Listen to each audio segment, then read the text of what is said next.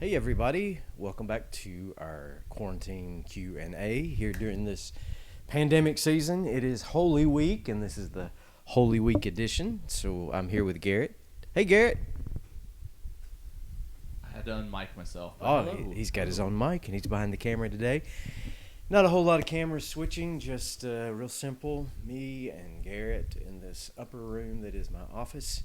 How appropriate. We talked about the upper room this week. We'll be talking a little bit about that as we talk about the sequence of Holy Week. And I hope you're gathering out there, got the watch parties going, and anything else you can do to give us a boost. Hopefully, you brought some questions with you. I have a few questions that uh, were submitted to either Garrett or myself this week since last Sunday, and hope to answer or at least discuss some of those this week. Garrett, what about you from behind the camera there? What's happening in your world these days? Oh, we're just trying to enjoy the quarantine life as much as possible, Oh, and trying to stay sane and keep safe. how old is Graham now? Graham is 6. He's going to turn 7, and Sammy's going to turn 2 in like 3 weeks. So You've got a 2-year-old and a 6-year-old at home during this quarantine season. yeah, yeah. Great. It's And gonna you're be building fun. a house. What's that? And you're building a house in the middle of the economic collapse. Absolutely. Yeah, It's, our it's prayers. a smart thing to do. Our prayers need to be with you, but at least you're moving up to the big city of Freeport, so that's an important thing. So, one of the first questions that I heard this week, excuse me. Oh, by the way, last week I should say this. Last week I had a few folks say, "Oh, you were just so laid back and and so just cool last week." With everything. That's because I was really sick last week, by the way, and it was not the coronavirus. I had a ear infection, and I knew I had it. I just did not been able to get on the antibiotics yet, so I was sort of hanging onto my chair not to fall out on the floor with vertigo. So I'm much better this week. I was much better Sunday, but greatly improved this week. So hopefully I'll be a little more lively than I was a week ago. But one of the first questions that was submitted to us was, what about some of the good things? What have you heard about good things happening in the community? And, oh, I'm not bored by that. Excuse me. And I would like to tell you about something that's happened. I mentioned it last week with Renew. Now, Renew is a charity, 501c3, that Cindy, my wife, and I started back in 2017. And it has been an eventful few years, if you haven't noticed. So we started it in the fall of 2017 as a means of really just wanting to respond to people and help them in times of crisis, whether it be uh, natural disaster, human created, what have you. So 2018, we were involved with a major project in Puerto Rico. We spent $50,000, $60,000 down there rebuilding a community. See, people are texting me now right here. Oh, I have a question. I can't read every question that I receive because let me just tell this person to buzz off at the moment. In love, you know who you are. So very good question. Very good question. So in 2018, we were involved in a major Puerto Rico project, helped me rebuild a community there. Al Stewart, our friend, and Tim Riles were both involved with that. John Skinner, and appreciate their hard work down there. And then, of course, 2019 was closer to home. We spent the entire year of 2019 in Panama City and in Bay County following Hurricane Michael. And then as 2019 came to a close and that project ended and 2020 began, Cindy and I were in the midst of retweaking some of the Renew future and trajectory of what we wanted to do in the years ahead. And we've been doing some of that, new logos, a little bit of a tweak on the mission statement, things like that. And then, of course, the coronavirus struck, and we helped mobilize with multiple partners to buy 10,000 KN95 protective masks for healthcare providers right here in Walton County. We hit a little bit of a bump in the road with that. Then we're able to resolve that bump in the road. And the short of it is we have 11,000 masks that should arrive by Friday. And we're really excited about that. Half of those will get put into use in our community right away. My physician, my wife's physician, None of them have protective masks. South Walton EMS and myself, we've been talking. They don't have protective equipment. So we hope to provide as much of this protective equipment as possible right here locally. But then with Anna Balfour, Doug Balfour, Anna does our reading each week most times, and Doug and Anna both. Anna's a therapist, but then Doug is also a philanthropist and has done community development all over the world for the last 3 decades. And their expertise, along again with several others, has just been invaluable. And so we're looking forward to getting all of that out there in the days ahead. And so that's something that's really good that's happening. Yes, sir. Oh, they're saying you need to be louder. Louder. Boost the gain there, Garrett. Oh, I did. Louder, louder, people, louder. Is that better? I think so. Okay. You have to tell us now because we're just in this room together talking, you know. We can be a little louder. Shouldn't be any trouble at all. What about the gain on your iRig? Are you maxed out with it? Yeah. Okay, cool. We can give it a go. And the white gain at the top if it's needed of each rack. All right. So for the one who had the question about some good things that are happening, that's something that I know about. I know that other congregations, other organizations are doing a lot. My own neighbors here, many of them are sewing masks and raising money and all sorts of things, and I appreciate what they're doing. Organizations as a whole, I think, are really taking a hit just as any business would. But I think all in all, folks are scrambling to be good neighbors, and we really appreciate that. Shall I get on to another question, or do you have those? I would hope if you're watching, and I don't know if anybody's watching, we could be just doing this, Garrett and I. Somebody needed us to be louder, so at least there's one other person. But if you have questions that come up along, put them in the comments, because I think Garrett is monitoring those comments right now. Go ahead, Garrett. Yeah, I love this comment. Thomas, I can't say his last name. Nacella? Thomas said, here's something good. We made bread for all the neighbors a quarter mile in each direction, 50 or so loaves. Oh, that's great. They were happy. That's incredible. Yeah, that's the type of stuff we love to hear. Somebody asked last week, what can we do, when we're quarantined, or in their particular situation, they said bedridden or at home, stuck at home. Right. But, this is a wonderful opportunity, if you are able to get out and move around to do something simple. Like yeah. It's incredible. I love that. And I think that even though we're under a pretty strict stay-at-home order, it's not a virtual lockdown. So there are, quote, essential things, and helping our neighbors and certainly not gathering in large groups. Don't do that. But helping our neighbors practically, just fantastic. Thanks for sharing that. Did you say, what was the first name again? That was Thomas. Thomas. Thank you, Thomas. Thanks for sharing that. I hope you'll keep that up for sure. One of the other questions I had about Holy Week, really interesting in light of, I think yesterday, let's see, it's Wednesday. So yesterday was the super pink moon. Did you see it?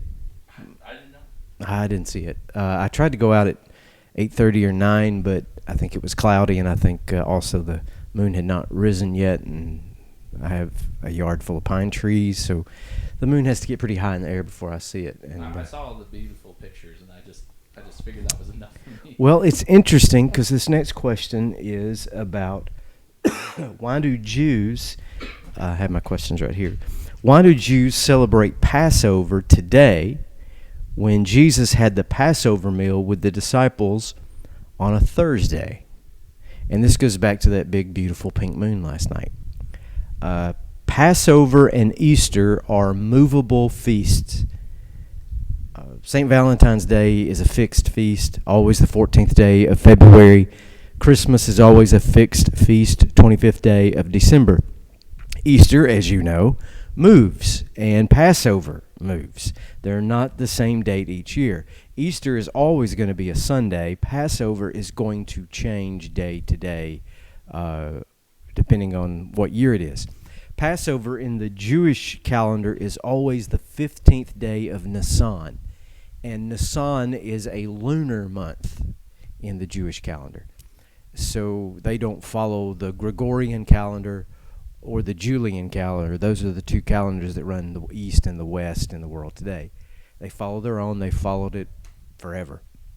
And so Passover is always on the 15th of Nisan. Now, how do they determine the 15th of Nisan? They follow the moon cycles.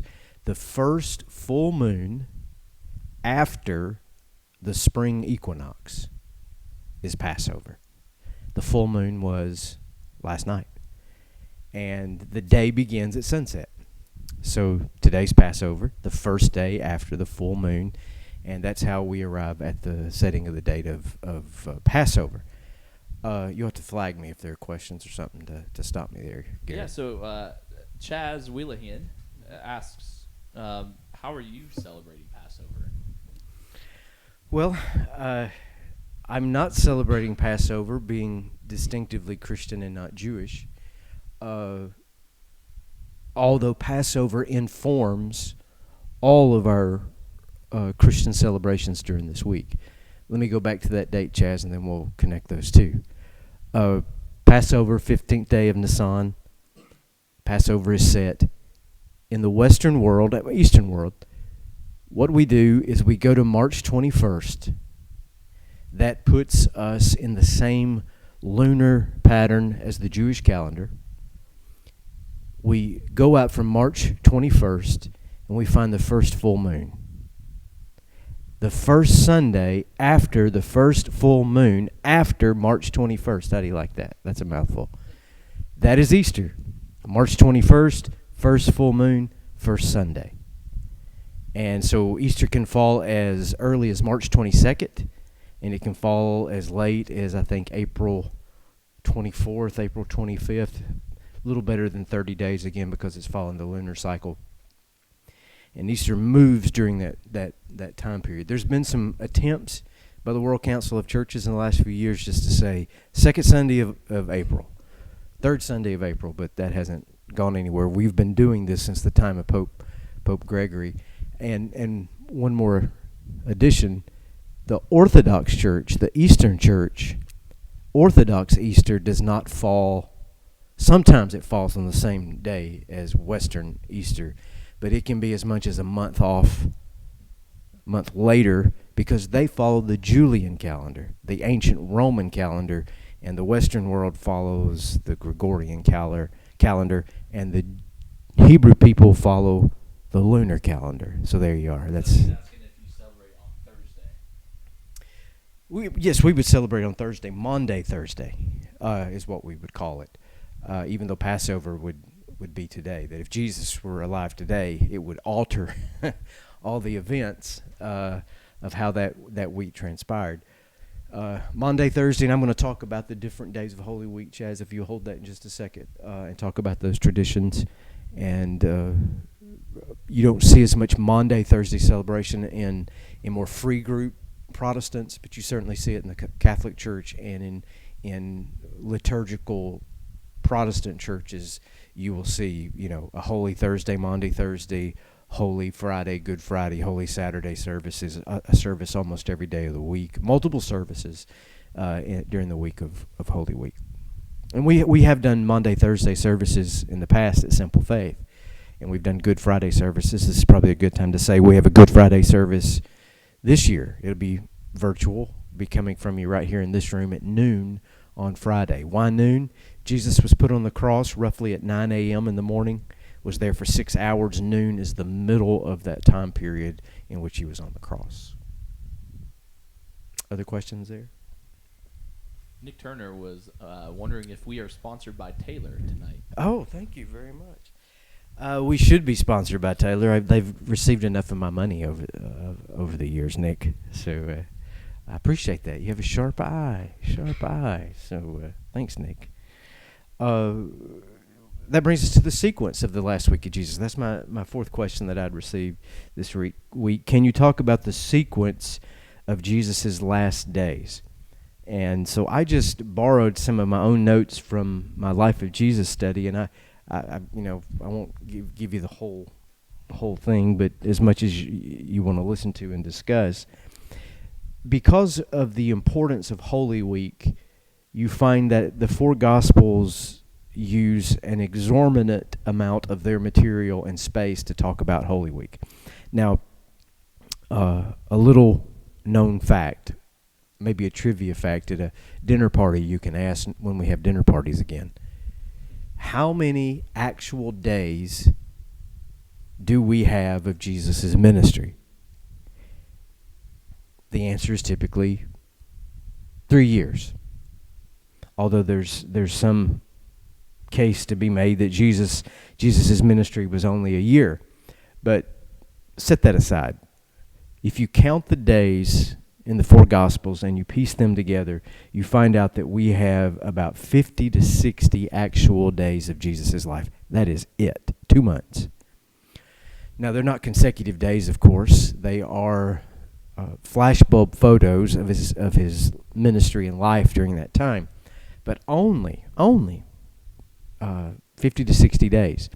And so when we're talking about Holy Week, we're talking about that last 5 or 6 days of his life that we have. Full 10% of all the time that we have about Jesus is taken up with Holy Week. Holy Week begins with what we call today Palm Sunday. Jesus arrived in a town called Bethany on Friday before that Palm Sunday. He spent the Sabbath there. And then on Sunday to follow, leaves Bethany, starts going toward the Mount of Olives. So he's walking west. He's coming out of the east, walking west, comes to the town of Bethpage, and there is where he presses into service the donkey, and the disciples go and get it. And I highlighted this Sunday. I won't repeat it or bore you with it again. Jesus rides the donkey over the Mount of Olives, through that graveyard that is the Mount of Olives, into the Kidron Valley, also known as the Valley of the Kings, and then up that steep ridge, in through the eastern gate, into the temple area, and the people are shouting, "Hosanna, Hosanna, blessed is he who comes in the name of the Lord." Very symbolic. Jesus coming as king, Jesus coming as prophet, Jesus coming as deliverer.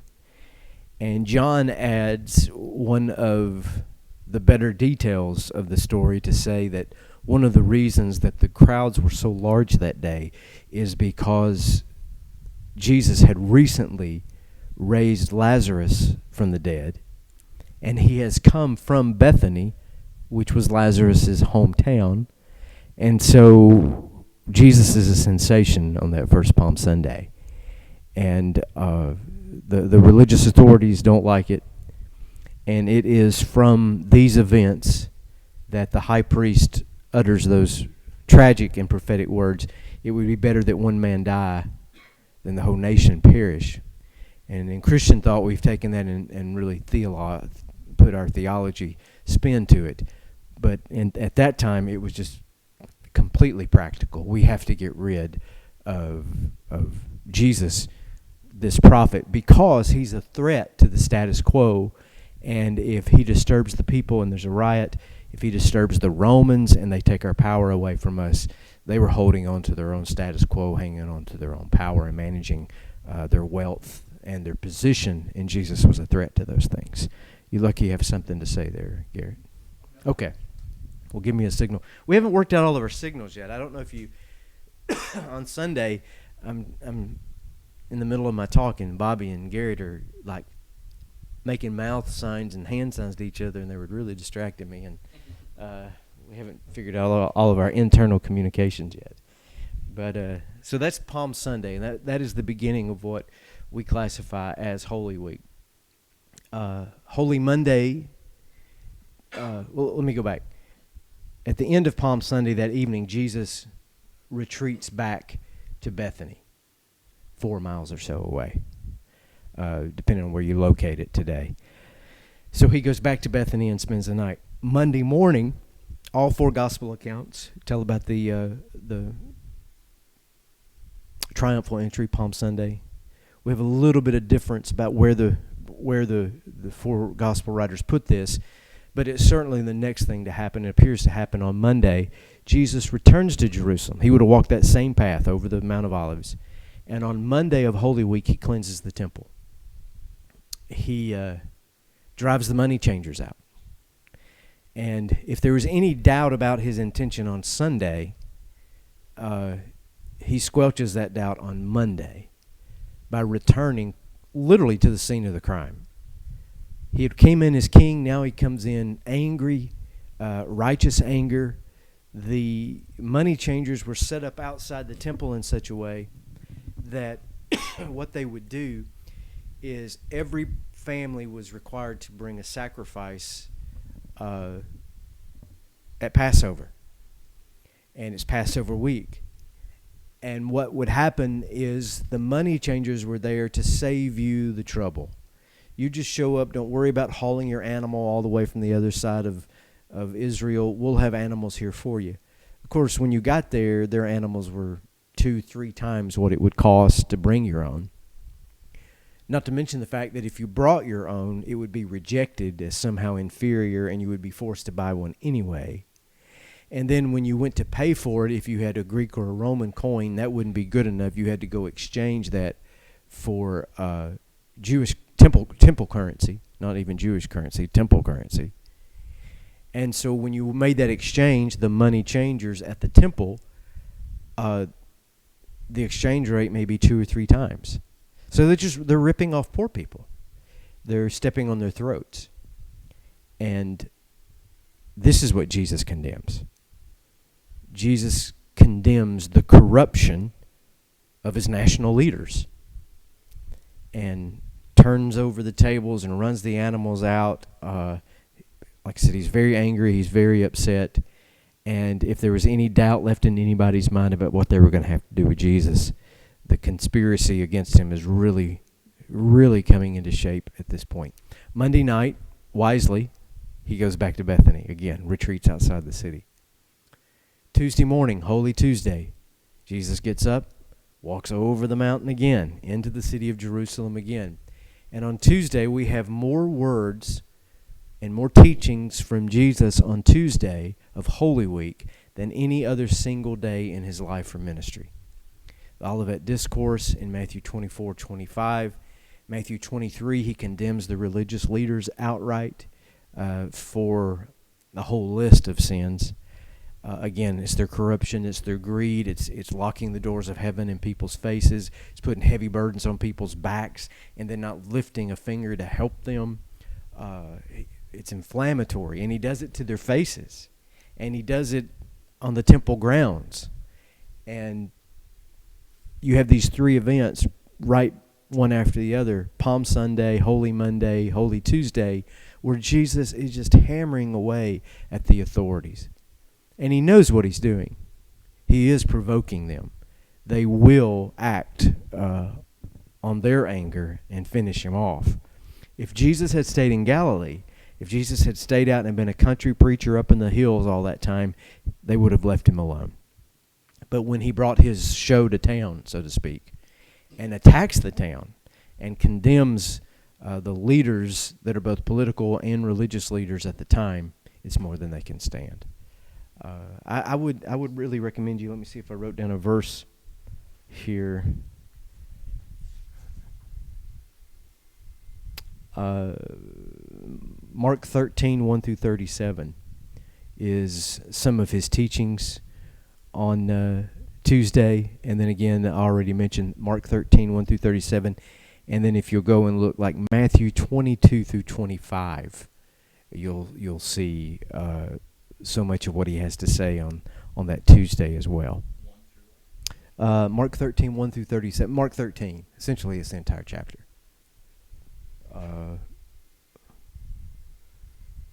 Any questions about that or any that have popped up?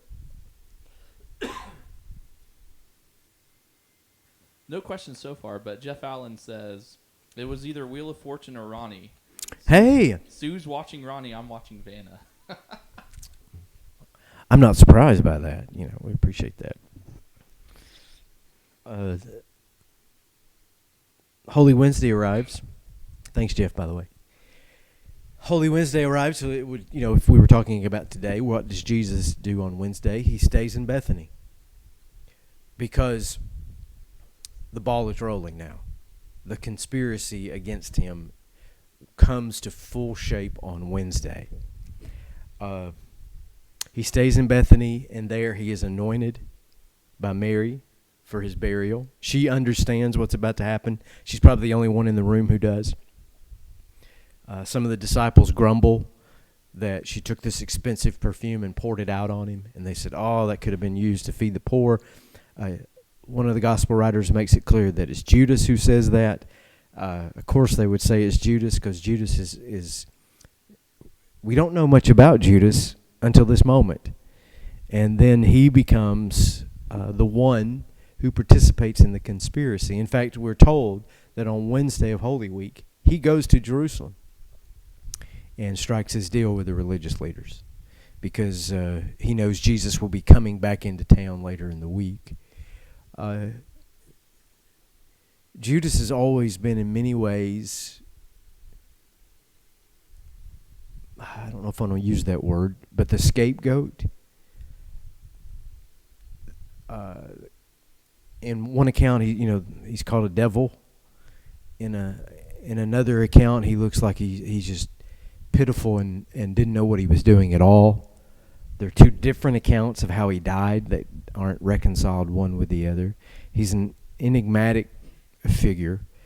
And a couple years ago when I was doing my Life of Jesus study, I made the suggestion that I didn't coin this at all, but others came up with this concept that Judas had a co-conspirator and that he wasn't acting alone. And some have said that Joseph of Arimathea was possibly one of those that was just using this as a cover to try to get Jesus out of town, because Joseph of Arimathea was on the Sanhedrin that ultimately condemned Jesus. I don't know about that. But one idea, and I came across this, Garrett, while I was in Israel the first time. I don't know if you were in on the conversation with Ezra.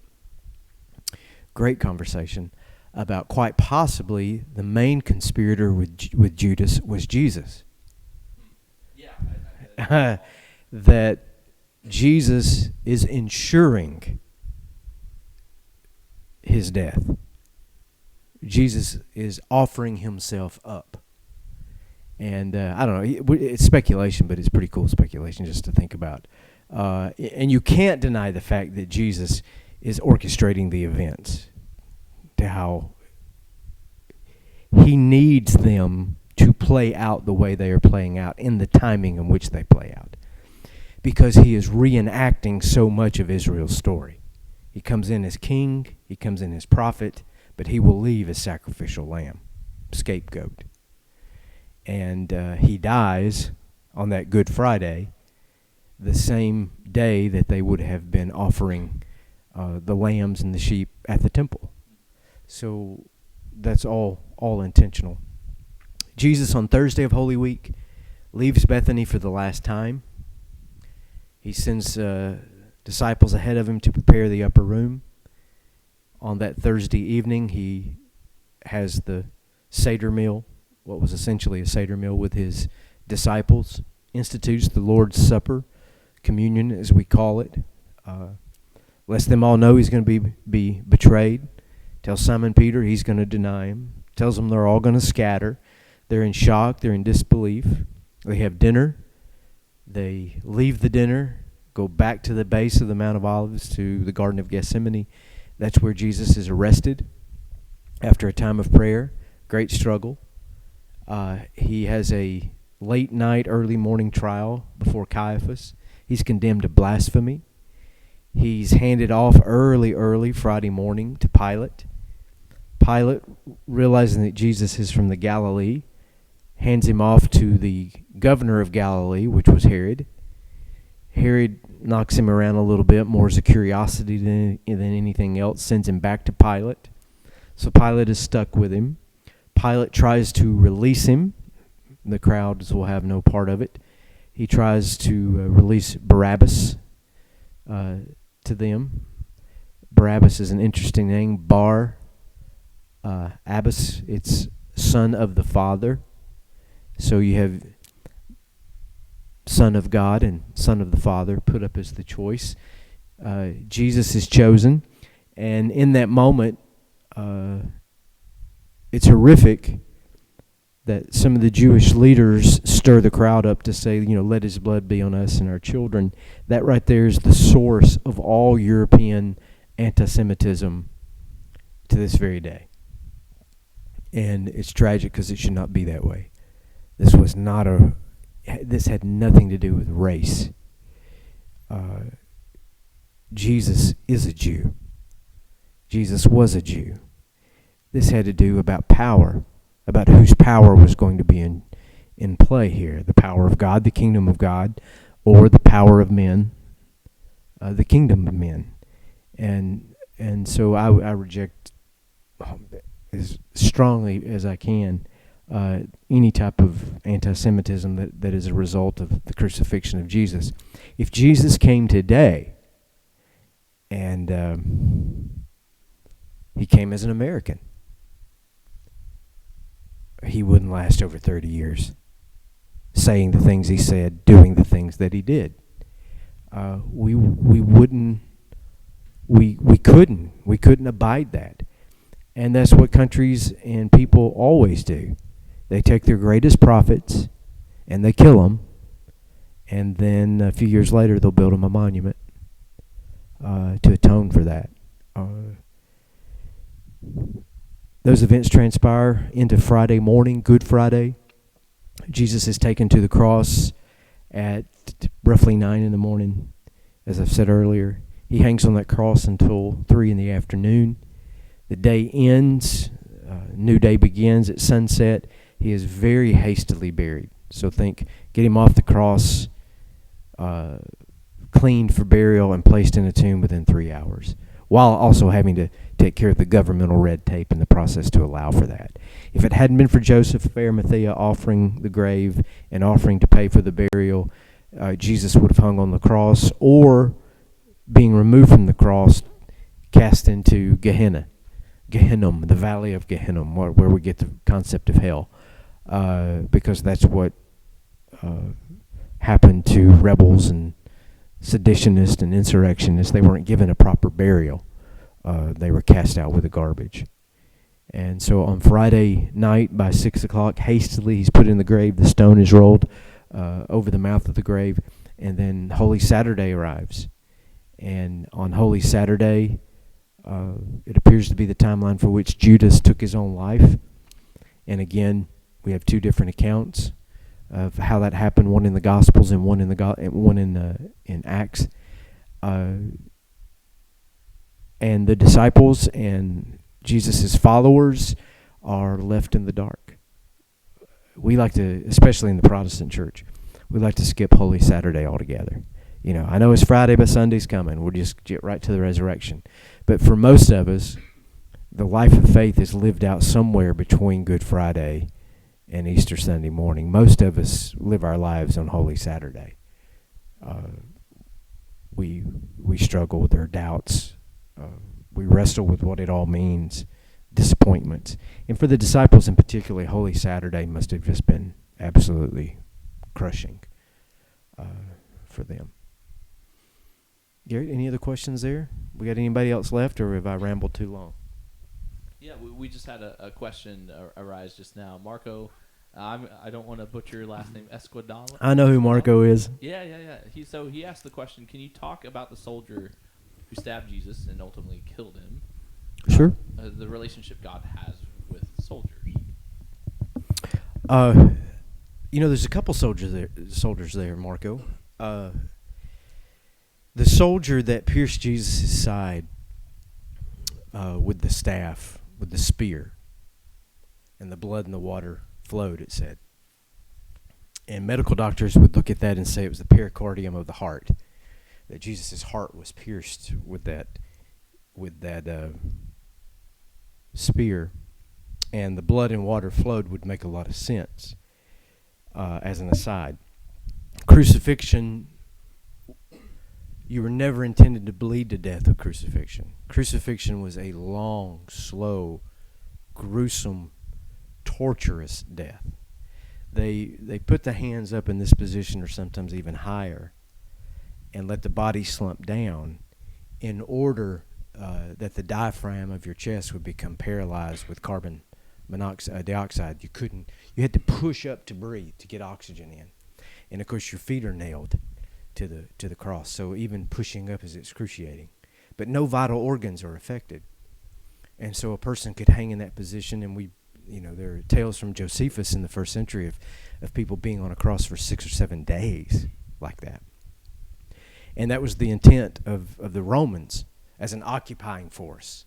A crucifixion was an act of shame. Roman citizens were not crucified. It was beneath them. But this is what they did to the barbarians and the insurrectionists. So Jesus, just being on a cross, is counted as an insurrectionist. Freedom fighter, we might call it. They would call him a terrorist. As strange as that sounds to us. But that's the concept in which they were dealing at the time. Anyway, what happens in crucifixion is that the blood pools in the lungs and in the heart. So that piercing was to see if that had been, in fact, been the case. These Roman soldiers knew what they were doing. They're professionals. You're not a Roman soldier at that time that far from home without knowing what to do. So he pierces the side to check to see if Jesus is in fact dying or dead, and he was. And to keep the others who were still alive that day from pushing up to breathe, they would break their legs. Take a great stick, bat, and break the kneecaps so that they would be unable to push up and get a breath, and that would accelerate death at the time. So I don't think he was especially malicious. He was simply doing as he was ordered. The interesting, I got somebody else texting me questions here. The real interesting soldier at the crucifixion of Jesus is the centurion. So a centurion is in charge of 100 men. And Marco, you know better than I do what the equivalency of that would be in the U.S. military today, to have 100 men under your command. Certainly, larger than a platoon. This man is an officer. And he's on execution detail. And these soldiers who have pierced Jesus' side, who actually nailed Jesus to the cross, they're doing their duty. And the centurion, though, at the end of the crucifixion, is so moved by what he had seen. He says, surely this man is the Son of God. And in some translations, surely this was a righteous man. And he's shaken by what he experiences. I'll try to, if I can remember, I'll try to post on Good Friday. I do a traditional Friday posting about the crucifixion told from the perspective of the centurion. And it would be an easy for me to imagine him just doing his job, trying to finish his months from home and trying to get back home. And he's seen enough of these kind of parades and death before, but this one had a profound effect on him, and he was completely changed by what he experienced.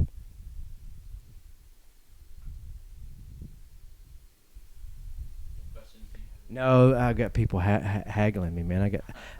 I have hecklers on my phone, so hopefully they're not showing up in your comment section. Yeah, and I don't want to steal any thunder from anybody that's listening or from what you might be preaching on this Sunday. I have no idea what you're talking about, but when we get to the crucifixion and the resurrection, we get into a lot of apologetics. Apologetics, defending the faith. What would you say is the biggest implications of the women finding the tomb empty? Can you get into that? Sure. Because that's a pretty significant thing that sometimes we miss the details of why that's written, in the Gospels. Why is that such a big deal? If we were going to be consistent with the very first Easter, we would all show up at church in the dark as early as possible, and the women would do the preaching, and we would all stand around and say, we don't believe you.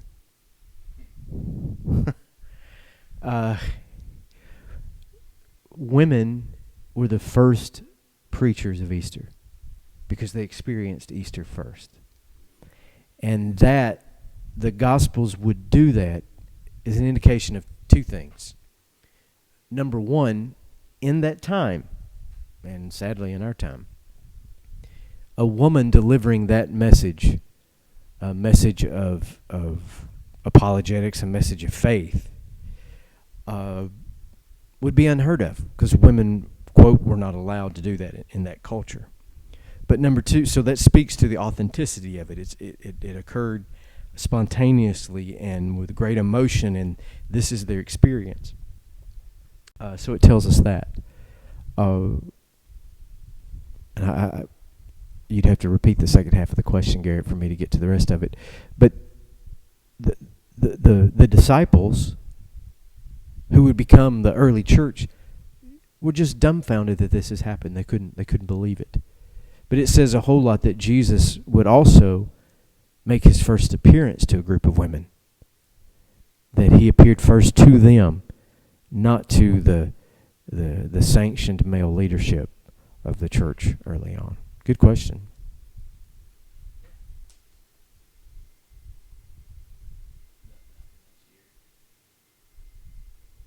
One other question that I received this week was about Stations of the Cross. Is it okay to do the Stations of the Cross? Absolutely. I mean, as Protestants, that's not a part of our immediate tradition. But Garrett and myself, I've done it now several times, have walked the actual Stations of the Cross down the Via Dolorosa through Jerusalem. The Via Dolorosa, Spanish for way of suffering. There are 14 Stations of the Cross. About half of them are traditional. They're not in the New Testament, so to speak, like Veronica wiping the face of Jesus, Jesus meeting Mary, Jesus falling the second and third time, things like that. Those are Stations of the Cross that are easy to imagine that they happened, but there's no account in the Gospels of where they happened. But still, there are a number of stations that actually occurred. Jesus is condemned to die. Jesus bears the cross. Simon of Cyrene takes Jesus' cross from him. Jesus arrives at Golgotha, Calvary. Jesus is nailed to the cross. Jesus is taken down and put on the preparation stone. Jesus is laid in his grave. And the Stations of the Cross were developed by the Franciscans in Spain, 1500s, 1400s. No, before the 1500s. Well, what happened is that Christians would go to the Holy Land and they would walk the Stations of the Cross. And if you went there today, of course, the streets would be empty. Jerusalem is virtually, with every other major city in the world, shut down. Even the Church of the Holy Sepulchre's doors are locked for the first time since the bubonic plague in the 1300s. You can. It's about 2,500 yards, I guess, feet. I don't know, half a mile. You can walk it in 30 minutes. I know that, if it's not especially crowded. And you can stop at each station, and Christians used to do that. And then when Jerusalem fell to Islamic forces during the Crusades, and Christians couldn't get back and visit Jerusalem, the Franciscans developed the Stations of the Cross in Spain. That way they could, particularly at Holy Week, reenact Jesus' walk to the cross anywhere in the world. You didn't have to go to Jerusalem to do it. It was really quite a creative innovation to create the Stations of the Cross that way. It became a devotional thing. And even on a couple of our Good Friday services over the years, we've incorporated the Stations of the Cross into our service. Probably won't do that this year, being that the Stations of the Cross they'd be small stations in this room. But they're beautiful. They're appropriate. The readings from the Station of the Cross are about 500 years old. The traditional ones, they've been used over and over through the centuries, and they're beautiful and devotional to read, and I would recommend them to you. Just real quick, this is a complete side note to what's going on this evening, but it goes back to our first gathering together. When Ronnie and I first met, we were roommates in Israel, and that's really the story of how I came here in the first place to Simple Faith. But one particular event that sticks out in my mind and in my memory from, we're talking about Holy Week, was our Sunday that we had off. What year was that? That was 2016. Okay. So 2016, we had the day off, and the rest of our group, they gathered together for church service somewhere else, and us being the rebellious crew, we decided we wanted to do our own thing. So we actually went to the Church of the Holy Sepulchre, which is where they say is the traditional site of the cross and where his body was prepared and where they put his body in the tomb. Yeah, the last half dozen stations of the cross are all underneath that one roof. And for I would say from my experience, that was the most raw and emotional feelings I had in my experience in Israel. Can you share what was that like for you? We're in Jerusalem, we're in Israel, we're in the place of Jesus, and essentially we are in the place that houses his last moments.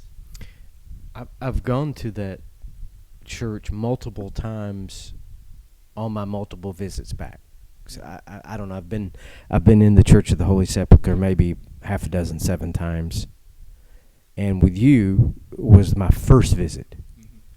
Without a whole lot of, I'd read up and knew the basic history and knew the orientation of how the building was laid out and those type things. But I didn't have a lot of firsthand. I had no firsthand knowledge, and we didn't have a guide with us. And like you said, we had broke loose from the herd, and it was just the two of us that day. And it's still one of the most remarkable moments. It's the most remarkable Sunday of my life, because it was Sunday.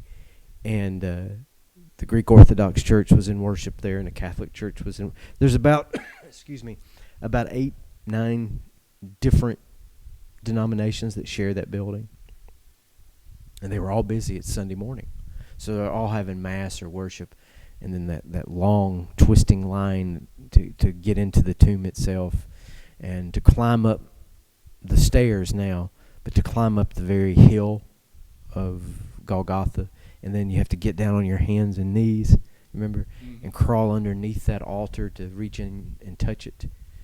All the symbolism of that you climb to the top, and then when you get to the top, you're on your face crawling for the last 20 yards, and it's hard to describe.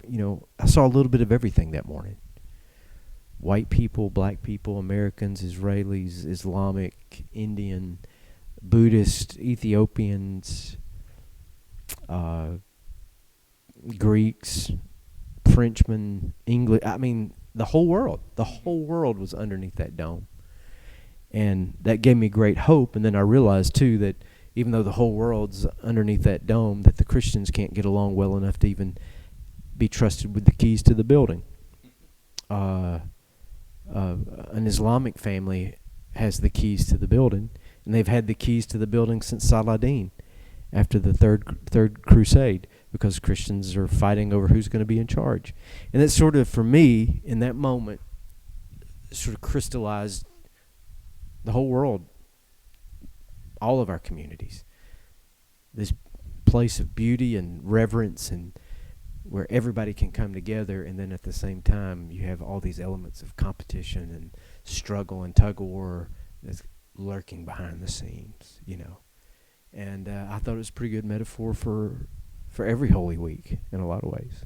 I've never gotten over that. I'm glad you brought it up. I'm glad you were there. It was a lot of fun. In a lot of ways. It was not just fun. I think about that morning a lot.